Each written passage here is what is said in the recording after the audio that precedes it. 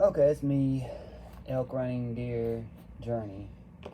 I just wanted to come back and tell you a few stories that I encountered myself, which is kind of a past history, but it had a lot to do with spirits, and demons. So, yeah, um, if you guys could, would you guys, please comment or describe or subscribe, or subscribe or likes, and what do you think, and all this other stuff. Well, I'm beginning now. So, I was a little boy. I was about 5, maybe 6. I think somewhere in there. And I was chilling at my papa's house with my real mom and dad. You know. And I was just me. My sister was there, and she was just her. We were kids, we loved to explore in that house. The house that my papa lived in, which is still standing today, which now, by the way, my papa has passed away, but it's okay, it's part of it, it's part of life, it's a way of life, but the house still stands. It's in Virginia. Like either West Virginia or Virginia, somewhere in it. So, me and my little sister that I can remember was at my papa's house, and we stayed some nights over there with my papa. My mom and dad did too. As far as I'm concerned, they did too. Vacation, I guess, for fun, something to do, I guess, 'cause I love my papa, I guess you could say. And the first day was fun. We had a good time playing like kids would. And we got nighttime. And me and my mom and dad, my sister were just watching movies. I don't know what kind of movies, just movies. I can't remember, it's been so long. So many movies I don't even remember. But I went to fall asleep. My sister went to fall asleep. My mom and dad was asleep. My papa was asleep. I believe my mama was living with my papa at the time, I think. I'm not sure. Can't really be certain, but I think they were. Anyway, so we were just fast asleep. My dad told me this as I got older about the story, and I remember a lot of it. Anyways, my papa heard some noise in the house. It's obvious, how old houses will settle, and all that. They will settle because they're aged, they're really old. My papa's house is about maybe almost 200 something years old, so it's going to settle a lot. We thought, anyway. But, so, my papa goes and wakes up my mom and dad and tells them there's something in this house making a lot of raucous noise. Check and see if it's your children. See if it's Thomas and Sabrina. So, they went in there. We were asleep. We wasn't, awake. We were fast asleep. Just wasn't whatsoever up. Not even talking. We were just asleep, like little toddlers would be. So my dad goes back in there and tells my papa that no, my son and my daughter's asleep. And apparently, I guess my papa might not have believed it. I don't know, but he comes in there for himself to see if we really were asleep. So yes, we really were asleep. My papa started freaking out just a little bit, trying to figure out what's going on with this house. My mom said the same thing, but they were like, it's gonna be fine. It's just settling where it's so old. It's just, But it just, it was fine. The next morning we got up, the birds and all them were tweeting away, whatever, and the day was the next day, and basically that was a good day again. We had fun like kids would do again. We went fishing and all this stuff, I'd say. We probably did a lot of things for fun. So then next night comes, and then, well, Papa keeps on hearing the same, stuff again, and, pretty much says that it's, pretty much settling, and then as we speak, they kept on with it, but, this wasn't really, pretty much working, I guess. I guess it was getting whatever it was, kind of upset, aggravated. I guess it felt like it was getting ignored, I guess. I mean, I'm guessing. So, the house looks like that movie called Amityville Horror. If you guys are familiar with that movie, then that's good. Good movie. It's about a man that's, living in a house where his kids and his wife, and the house is on top of I guess, built over a Indian barrel, I guess is how it goes, based on true story. But anyway, the house that my papa has and that was living in before he died looked just like it. It was just a tense different. The eyes, I guess, were more or less square. Yeah, square, because I think the one in the movie was more or less kind of square, but on top of the square it was circle, like, so round, squarish, like, I guess, I don't know. The movie's about the man that's schizo, like I am, basically, basically the evil spirit in there, whatever it was, had made him want to kill. Anyway, that's not what this story's about, but even it's a true story, but yeah. So my papa's house looks like that house.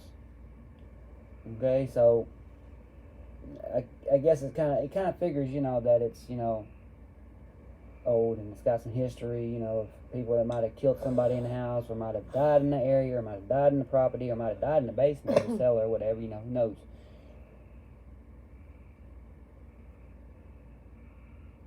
But I do know that in the house there's 13 stairs. We all know it's a bad number, they say. I don't know, but that's just what they say. 13 numbers. 13 number 13's bad, they say. And the movie was kind of like that too. I don't know, but there was one time here recently, not long ago, where somebody told me when they looked above the house, it looked like it had 3 sixes on top, the way it was shaped. I don't know, it was weird. So I don't know, but as we were kids, we were doing what any kid would do as a toddler. Would experience things that only kids can sometimes see, but not all adults can see. So, me and my sister was talking to each other like little kids, and we were like, "What is that noise? Who are those girls talking?" And then, we were thinking of my mom and mom just talking to each other. So we go there as, we go up to the upstairs, I do believe it was, and we go up there, and we're sitting there talking to these 2 little girls. And these 2 little girls were pretty little girls, of course, I guess you could say. Probably still is today. They were still, I don't know, but all I know is that, we were just talking to them. We were having fun talking to them, and Mom and Dad, I guess, was wanting to know who we were talking to, and so they went upstairs to look and see who we were talking to, and Mom and Dad said, "Who are you kids talking to? I mean, son, daughter, Thomas, Kimberly, who are you talking to?" Or Sabrina, I guess you say. We said we're talking to 2 little girls right there standing in front of us. Twins. And they were like, "What little girls? I don't see no little girls." But there were 2 little girls. So my dad goes exploring in there upstairs, and then, I guess, could say, he saw a coffee cup that he had with coffee in it or whatever, and it was turned over like something drunk it all up, and it wasn't us, so they were thinking it was, but we didn't drink no coffee. Well, he goes in there on this table or something, he finds this old newspaper. I don't know, I guess maybe in the 1950s, 40s, maybe 30s, I don't know. Pretty old days, I guess. And read up on the newspaper and seen that the dad that used to live in that house before my papa started living in that house, and read it up, and then seen that there was a father and a mother and 2 daughters that were living in that exact house. and the father, I don't know, I guess lost it, snapped, I guess, and it read up as the father, which was the dad of those two twins, basically, butchered them to death with an axe, axed them to death, I could say. And so that's why they were dead, and the pictures even showed a blood puddle. I mean, it just, two little girls dead, laying in their own blood puddle, all chopped up, and I remember today like it was basically like it just happened today. And so then he read him more about it, and after that dad did that, he killed himself after he killed his wife. See, like I'm saying, the man killed his two daughters, he killed his wife, and he killed himself. So the whole newspaper showed the whole family dead in the house upstairs. I just won't forget that. And it was pretty obvious, but that's just that story, and that's the real story. But that house still today, has history. Still, it's haunted. And it still stays. It stands. My papa had died in that house, and had a heart attack, and basically just what killed him was he had his hand on the chair trying to catch himself with a metal chair, but the metal chair, I guess, fell out from underneath him, and he landed like face first or something and busted his head all up, and it killed him. But anyway, I'd say he's still in there, spiritually, and just basically just that. I'm saying with Mima, except Mima didn't die like that. She died by putting insulin in the wrong part of her body. So she died from putting the insulin in the wrong part of her body. She put it in her finger instead of her belly like she was supposed to. But anyway, that's that story. That's that story. So that house is definitely a really haunted house. So it was built pretty tough, pretty good too. But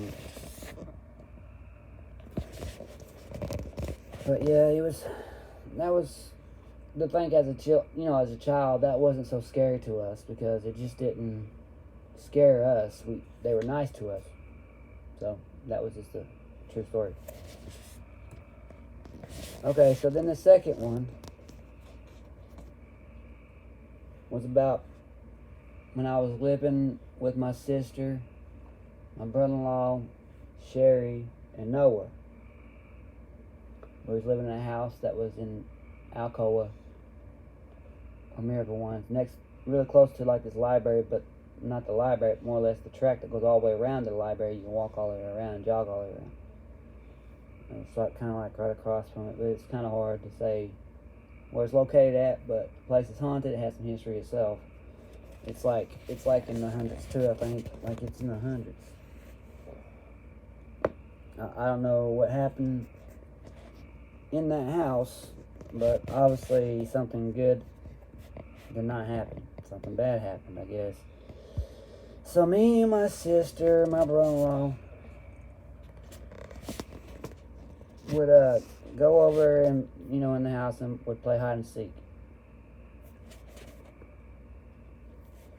And when we would play hide and seek, we would experience some really funny things, It wasn't really scary to us. But one day, me and my brother-in-law, when we was playing hide and seek, we decided to, hide up in the attic.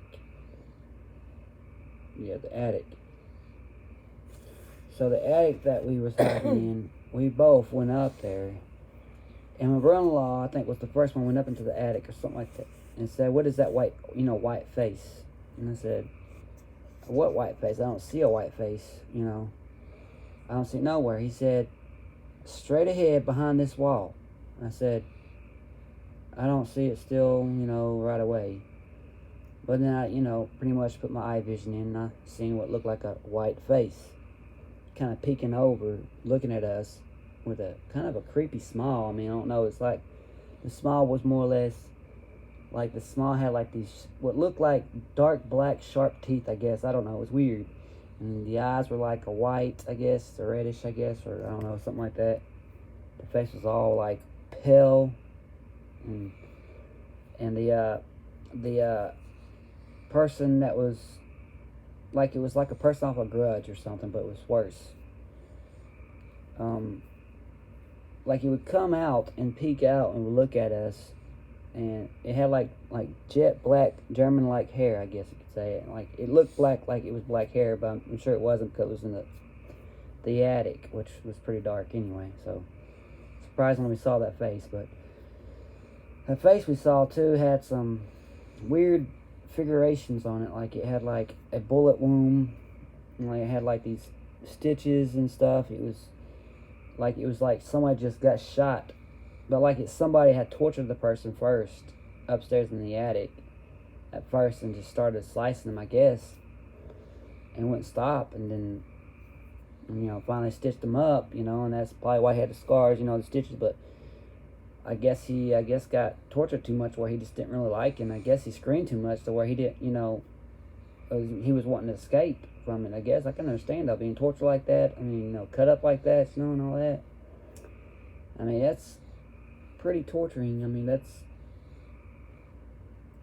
very liable. I mean, that's pretty bad. And just, screaming for help, and the man, I guess, whoever was torturing him, before he died, got tired of him screaming for help. So then I guess the dude, whoever it was, shot him in the head right there in his forehead, right there. Shot him dead, and that might explain why he has the marking like that on his forehead and his scars. I mean, he just wasn't very happy. He looked like he was unhappy, like he did not like the way he died. Like he said to himself, he didn't deserve to die like this. Basically, that's true. He did not deserve to be sliced up like that and then get shot in the head, only because he was screaming for help. Or, I don't know if it was a female or male, what it was. I just know it was a figurine, and the figurine wasn't a very pretty sight. But, the thing about it is, you could see him, like I said, peeking out, or her peeking out, whatever. And she would come towards us like she was crawling, like, I guess you could say, like, something off the Grudge, like demon, I guess. I don't know, just popping bones. I mean, I could hear bones popping like it was walking towards us. And brother-in-law was just, scared. He wants to get the hell out of there. I said, you can't fear them. You can't let them feed off your fear. That's what they do, if that is what it is. And he was like, but this is some messed up shit. And I said, yeah, I mean, it really is. I mean, that thing is coming towards us, but it's not like trying to hurt us. It was like trying to let us know not to be up there. It was warning us that's how it died or whatever. So I said, okay, I guess you can just go right ahead and go out of the basement. I mean, not in the basement, out of the attic. And so he did. He said, you come on too, brother-in-law. I said, no, I'm going to sit up here for a minute, see if I can see what it might be. See if I can get any kind of sounds and things off of it, because I did have a Ghost Box app or something I used, and it was something I used for a minute or so, a little more. So I would basically would play that spirit board. This is not Necrophonic neither. This was another spirit box I had, and I can't remember the application or what it anyway. As I was talking to the spirit wasn't not just some kind of spirit. It was like this thing was in a war before it died. It was a bad guy. It was killing every innocent person, apparently, from hearing from what the Ghost Box had said while it was talking through it. So somebody killed him for that every reason, because I guess they killed his, their kids, I guess. I don't know, or whatever happened in the house. I mean, it's obvious. So I, got out of the attic and went on down. And it seemed like my sister or Sherry couldn't find us, nor Noah. It seemed like the spirit or the demon, was putting a force, underneath the attic door where you come out and come in, where it could not hear us. It wouldn't let anybody hear us come through or whatever. It wouldn't let us go through. It felt like, I guess. That's what it felt like to me when I was going back down. It didn't feel like that to my brother-in-law. He was pretty smart, got out, but I still got out. Okay, so then after that, they were like, my sister was like, and Sherry was like, and my nephew was like, where was you guys at? And we told them that we was up in the attic, and we told them about the face that we encountered. And so then when that been said, we was in the room, the attic. Well, my little nephew saw the same image, except it was 10 times worse than what I already said. It had like, what he said and speak, it had like the same thing, bullet hole, and it had like these really crazy looking eyes, and it had like scars and cuts all over his body and his eyes. It had like these like horns or something coming out from the side or something, and it had like these claws or something, because I could see like what he was talking about, claws. Like I could see claw marks from where I guess he was scratching the inside of the attic trying to scare people, I guess. And so my nephew cried really bad, and I helped him out through it. He was fine after we shut the attic door, and it was kind of weird how it interfered with my nephew, Noah. So we would close the attic, and he would stop crying. We'd open the attic, he would cry. Back and forth. That was so strange. So we kept the attic shut. We didn't. No, I did, but they didn't go up there ever again. I did while they were asleep and stuff, just because I was curious about this person, but I didn't always have to do that. I had a Ouija board too then, so I was talking with the Ouija board as well. I was getting some words. And that's that story, and that's a true story. You can ask my brother-in-law, it's true. I got one more story, and it was playing with the Ouija board, and it was, basically, I just wanted to play with the Ouija board. I knew what I was doing, but apparently, the other ones didn't know. So me and my sister, this is when we was living in an apartment. Me, my sister, Sherry, Noah, my brother-in-law. That's 1, 2, 3, 4, 5 people living in one little apartment. But in this apartment, we had this little, like, closet. Like you couldn't hear nothing talk if you was in there locked up, I'll just say. There was a few shadows and a few everything we saw going through the hallways and everything, but that's not what I'm wanting to talk about, which all the shadows we saw was not a good spirits and a good sign. At all. So, but anyway, this story, I can't remember what year it happened, but it was true. So, I don't know whatever happened to the other Ouija board I had then in the house, but I didn't have that Ouija board then. But then I bought me another Ouija board, which cost me like 40-something bucks for that thing. I think it was, or 20-something like that or something. So I wanted to, play with the Ouija board, and my sister wanted to interfere with it too, and Sherry did too, because she said she wasn't afraid. She's not scared of the evil spirits. She wasn't scared of the demonic voices. She wasn't scared of demons. She just, was not scared of nothing. No spirits, no nothing. Not even a little ghost girl, which is what was in that apartment too. But she just pretty much saying, I'm tough, I got this. She was pretty much running her mouth saying, she got this. And she just, thought she was tough. So we said, okay, so you're not scared, at all. Okay, so I bought the Ouija board like I said I was going to do. And so I did. So I wanted to call out Zozo. And this is a true story. Zozo is a evil demon of some type, I don't know, child or what. I don't know what happened to him in history. I've really not been able to read up. I just know that it's not a good thing. Zozo is named Zozo for whatever bad reason. Obviously, he died in a horrible, horrible, horrible way, or he killed somebody in horrible ways. Just like Texas Chainsaw Massacre did, and just like the clown that, did. But, so we was talking. So I got the Ouija board and had the candles on. Me and my sister and Sherry were in that little closet. I think Noah was, being babysitted by somebody, And I think my brother-in-law was at work. Or it could have been that my brother-in-law was in there watching his son while me and Sherry and my sister was playing with the Ouija board.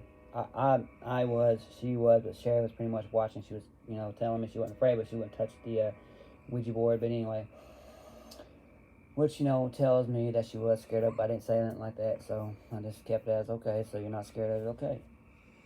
So we just, pretty much communicate with all kinds of spirits at first. We would ask if this certain person was around, or if there was anybody around us that would like to speak through the spirit board. And so, like, it would slowly move, when it was, nothing, but then it started getting stronger, and it started moving, saying yes. There was times where it would actually spell the word yes instead of putting two yes. And so we would ask, okay, so what is your name? And, well, it would go over and spell, like, some woman's name at first. So we were talking about, so this woman, basically, I don't know, we asked her questions. We didn't really ask her how she died, but she just went right ahead and spelled how she had passed away. And it was kind of horrifying and really wrong. I mean, it was sad. I mean, yes, no women should, no women at all should prostitute at all. And it's just, I mean, I didn't mean for that word to come out, but it's true. This woman was a money-making bank, whatever. She was a prostitute, I guess, would be the right word, but the correct word. But this ain't for children to watch anyway, so we're here. But yeah, she was a prostitute in that Pacific apartment complex, and she was just, basically always, pretty much selling herself. She would spell it out and all this, and she would make a lot of money and this and that, and just one day, she said to me on this Ouija board, she said there was this one day where I was walking at night, and this man that wanted to pay me about a certain amount for this certain thing and that, whatever. But she didn't know that he had like a knife or whatever it was. And she already had a crap load of money in her pockets and all that. She was pretty rich in a way, to extents. But it was horrible how she died, because she spelled it out as in she got her throat slit after having sex with that man. And then that man slit his throat, basically, and cut his, off. So that, it was fair, I guess, in their days, I guess. So that's how this one died, and so, you have to talk to spirits on Ouija boards. You can't just say who you want to talk to right there, right then. You actually have to talk to any kind of spirits or in the portal wanting to talk. So that was one of them, and the other one was a little boy that had died in the meanest way. I mean, there was this thing about this little boy. He was cool and everything, but all these kids didn't like him because he was different. He had a different personality. They were jealous of him because he was smarter than them. He was really good at school, I guess. And so one day that little boy came out, and his name was like Jimmy or Jimmy Jones or something like that. And and he would walk and play with his friends that he thought was cool friends. He would spell it out in the Ouija board how he, and then, we're talking the spirit board too. In the spirit box. We had both spirit box and a Ouija board anyway. But it was just, my boy was just playing with those people that he thought was cool, and then, those kids, I mean, it was, he said, like, it sounded like 6 girls, I think it was, and then 6 boys. And the strangest thing about the other it was 2 white kids, 2 white little girls, or I think it was something like that. And the other ones were, I think, 2 black people, I don't know, something like that. And was playing awesome with them, saying, "Hey, you cool? Can you do this and that for me? This and that, it's called, playing games, video, I guess, whatever." And then got mean with them and just jumped this shit and just killed them because he was a smart kid and he was not doing their homework for him and, any of that stuff, because, you're not supposed to do anybody's homework for them. You're supposed to do it yourself. So that kid died in a sad, awful way. I mean, they had a whole investigation on it. They were trying to figure out who could have done it. I mean, and those kids, they ran away, but they finally got caught eventually, and got, put in prison, I'm guessing, for life, because they haven't said anything about those now. That was that. The little girl, horrible way she died. She died in not a right way, if you get my drift. It was wrong how she died because of something. It was horrible. So then after that, we was like, well, now we're warmed up. So then we're talking to the spirit board. We're asking questions. Is there any evil entities in here with us? And it took a minute, but it would move to yes. I mean, super duper fast, like, phew, just like that. I mean, so fast that the thing I was using came right off the board and just flew it to the wind. Flew at the wall. So I got it back up. I said, so okay, so you are in here. So whatever you are, you're very, very strong. Obviously, you threw this one piece across the room, hit the wall. So what is your name? And then it was taking its time. And it was like, and it started doing Z-O, slowly at first. And it was like Z-O, Z-O, Z-O, Z-O really fast. And when it did Z-O, Z-O really fast, it threw it against the wall again. And then all I know is you could see Z-O, Z-O, Z-O on the wall. Don't know how, but it happened. My sister was a witness on that. Sherry is too. She remembers a lot of it. So then we thought, okay, so it must be Zozo. And so when we said, is this Zozo? Because I was the one speaking, to it. It said yes. And people were saying, you're not supposed to say Zozo's name at this certain time or that certain time. Or, and it's true, you're not supposed to. But I did anyway, like somebody that was really interested in stuff like this. So yes, I really did. So when I did, I said, if you're really in here, Zozo, with us, I mean, he done threw the damn shit across the room, so he must have been in here.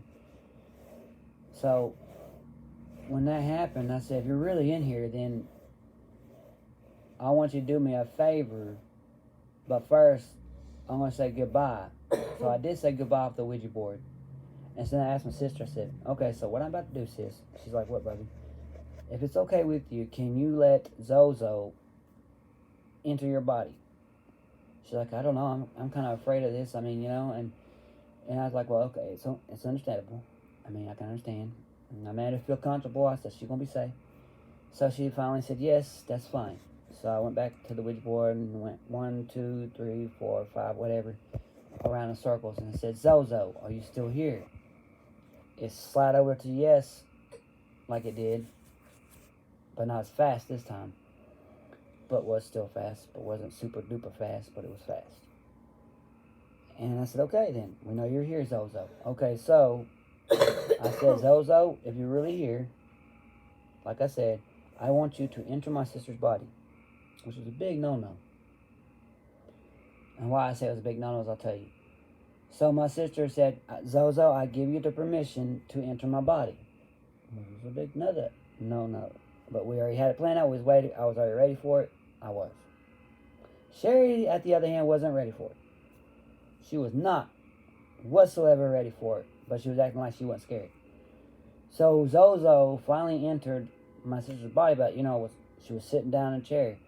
And the way she got up was like some demon just picked her up like, and then she just stand up like this, and her eyes were all rolled up or something, like it was weird. And she had her hands all like this. And then she would walk. You could hear her fingers popping and shit. It was weird. And after that, she was, going in there in the kitchen, so she did. And I was like, I wonder why she's going in that kitchen, Sherry. She's like, I don't know, but it must not be good. I said, well, I mean, I don't know. We'll find out. So she goes back through that damn closet, but she almost breaks that damn door. Going through like some demon just would do something like that. So she comes in there.